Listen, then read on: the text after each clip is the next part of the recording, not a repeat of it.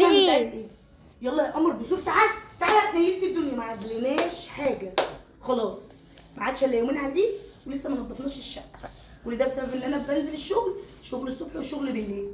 فانا قررت بقى النهارده ان احنا ننضف خلاص. يا دوبك هعمل اكل الفطار يا ست قمر وننضف الشقه. هتساعديني ولا مش هتساعديني؟ اوعي يكون اللي في بالي ده، انا امبارح نضفت لك الاوضه.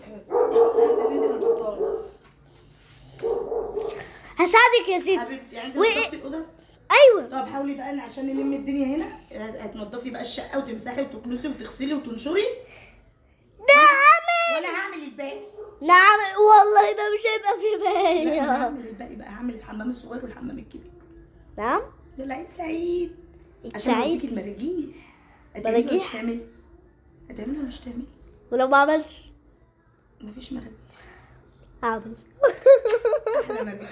كل سنه انت و- طيبه. يلا عشان نلحق. يلا يلا.